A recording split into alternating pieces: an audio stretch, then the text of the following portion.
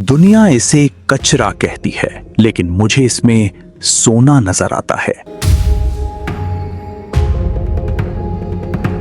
लोग पूछते हैं, सलीम सारा दिन लोहा क्यों इकट्ठा करते हो? मैं उन्हें कैसे समझाऊं कि ये सिर्फ लोहा नहीं, मेरी मिल की पहली ईंट है। कबाड़ का काम शुरू करने के लिए सिर्फ पैसे नहीं, थोड़ी शर्म बेचनी पड़ती है। मैंने भी वही किया।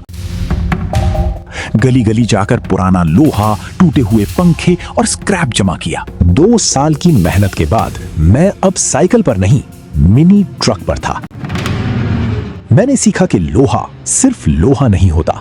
कास्ट आयरन, माइल्ड स्टील और स्ट्रक्चरल स्टील, सबकी कीमत अलग है। अरशद भाई, ये सरिया अलग करो।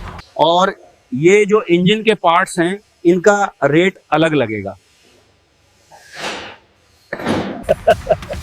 याद रखना, जितनी अच्छी सॉर्टिंग होगी उतना ज्यादा प्रॉफिट मिलेगा।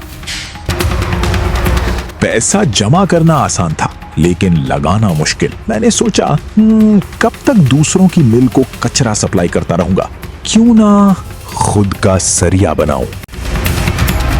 स्टील मिल लगाने के लिए 3 चीजें चाहिए थी: जमीन, बिजली का कनेक्शन और इंडक्शन फर्नेस।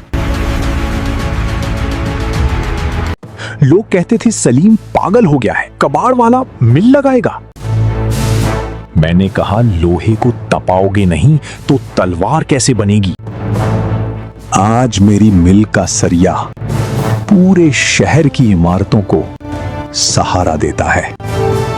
स्क्रैप से शुरू किया था, आज ब्रांड बन चुका हूं। अगर आपके पास जुनून है तो रास्ते खुद ब खुद बन जाते हैं।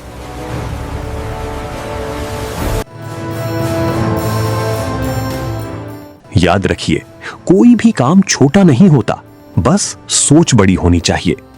आज मैं सलीम हूं, कल आप भी हो सकते हैं।